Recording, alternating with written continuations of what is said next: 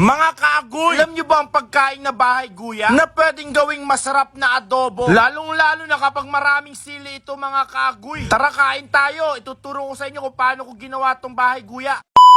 Bali, nag-order pala tayo ng bahay guya through online. Bali, yung pinag-orderan ko pala mga kaagoy ay yung nagbenta rin sa akin ng 1 day old. 200 isang balot, kaya dalawang binili ko. Baka karamihan sa inyo mga kaagoy ay hindi nyo alam itong bahay guya. Bali, ang bahay guya mga kaagoy, ang laman nito ay atay ng manok, balunan, konting pait at itlog ng manok. Kaso yung nabili natin bahay guya mga kaagoy ay walang atay. Medyo may katigasan nga yung nabili natin dahil galing nga sa freezer. Kaya hinugasan ko ng maraming tubig para matanggal sa pinagkayelo niya. Bali, ang gagawin pala natin dito is separate lang natin yung mga itlog, yung balunan at yung mga pait niya. At bago pa natin ito iluto ay tinanggal-tanggal ko muna dito yung mga konting taba-taba ng balunan. At bali ganito na palang naging itsura ng ating bahay guya nung nalinisan ko na nga ito. Nasubukan nyo na bang iluto tong ganitong klaseng ulam? Maraming nagsasabi na mas masarap daw ito kapag ipupulutan. At dahil wala nga tayong ulam dito sa bahay mga kaagoy, ito na lang ang ating iuulam. Bali binabad ko muna pala ito sa asin para medyo matanggal-tanggal yung mga bakterya niya. Nagtataka nga ako mga kaagoy, itong nabili ko kasing bahay guya ay walang halong atay ng manok. Karamihan ng laman niya ay balunan. Gusto ko sana bumili ng atay ng manok sa palengke. Kaso yun nga lang, medyo tanghali na tayo. Sa probinsya nyo ba mga kaagoy ay meron bang bahay guya? Marami palang nagbebenta ng ganito pala sa amin. Yun nga lang talaga, mabibili mo lang talaga siya sa online. Kadalasan nga mga kaagoy, para makahanap nga ako ng mga ganito ay nagpo-post talaga ako sa aking FB. Buti nga lang mga kaagoy, meron rin nagre-reply. Ops, professional lang gumagawa nun. Ang dami-dami ko na ang sinasabi, umpisan na nga natin magluto. Sinindi ko na nga yung kalan namin dito. Naglagay na nga ako ng konting mantika para sa ating panggisa. Bali, ang una pala natin nilagay dito ay ang bawang. At sinunod naman natin dito ang sibuyas at luya. Igigisa lang natin ito ng igigisa, pampatanggal rin ng lansa. May pinoproblema nga ako dito sa pagluluto natin mga kaagoy. Itong balunan na nabigay sa atin mga kaagoy ay sobrang tigas. Mukhang kailangan pa natin itong pakuluin ng isang oras para lumambot. Hinalo-halo muna nga natin ito ng maigi para kahit papaano ay maluto rin. At kapag yung ating balunan ay naging ganyan ng kulay, saka naman na natin ilalagay yung pait niya dito. At hahaluin rin natin ito ng maigi. Bali, naglagay na rin pala ako dito ng mga ibang ingredients tulad ng dahon ng laurel at maraming paminta at asin na palagi nagpapaalat sa ating mga niluluto. At hahaluin lang natin ito ng maigi hanggang maluto tong ating mga ginigisa. Sabi nga dito mga kaagoy, kapag itim na yung kawali mo, panigurado sasarap daw yung luto mo. At bali, hindi pala mawawala ang oyster. Palagi kasi nagpapasarap ito sa ating pagkain mga kaagoy. At after yun mga kaagoy, saka mo naman nahaluin ulit hanggang kumalat rin yung oyster sa ating ginigisa. Para lumambot pala yung ating balunan, naglagay na pala ako dito ng tubig mineral. Pakukulin lang natin ito sa medium heat hanggang lumambot yung ating balunan mga kaagoy. Kapag nagluluto kayo ng ganito mga kaagoy, anong kadalasan ang ginagawa nyo dito? Pwede bang malaman? By the way mga kaagoy, taga saan po pala kayo? Pwede po bang malaman kung taga saan po kayo para alam ko kung saan napadpad tong aking vlog? Malay natin mapuntahan natin yan at mablog natin ang napakasarap na pagkain nyo. Inumpisan ko na nga ulit tinimplahan itong aking bahay guya. Naglagay na rin ako dito ng toyo at dahil marami-rami pa yung ating sabaw, saka ko naman na nilagay yung mga itlog ng manok. Nagtataka nga ako mga kaagoy, bakit kulay orange yung itlog ng manok? Hahaluin lang natin ulit hanggang maluto rin tong ating itlog. Sabi pala ng tropa ko, masarap daw ito kapag spicy yung adobo, lalo na daw kapag may kapartner na red horse. Agoy! Bali, medium heat ulit yung ating apoy dito. Kapag gumagawa pala ako dito ng adobo mga kaagoy, hindi suka pa lang nilalagay ko, kundi lemon mga kaagoy. Masarap ito sa pampabalance ng ating adobo. Para kapag naluto medyo maasim-asim, pipigayin lang natin ito ng maigi hanggang lumabas yung katas. Kapag gumagawa pala ako ng adobo, mas gusto ko po palang wala ng sabaw, yung naluluto na siya sa kanyang pinagmantikaan. Pag ganun kasing lutong adobo ay nako po, mapaparami talaga ng kanin. Tulad dito mga kaagoy, sobrang sarap na niyan. Tapos papatungan lang natin yan ng sibuyas sa ibabaw para magmukhang aesthetic. At maglalagay na rin tayo ng 3 sili sa ibabaw na nilutuan niya. O mga kaagoy, ito na yung final output natin. Pag ganitong luto na bahay guya, panalong panalo talaga. Tas haluin lang natin ng konti para maluto yung sibuyas na nilagay natin. At syempre, hindi mawawala ang tikiman serye. Kumuha na nga ako ng kanin ko at naglagay na nga ng ulam sa plato ko. Syempre, magkakamay tayo mga kaagoy. Nako, unang subo pa lang mga tol,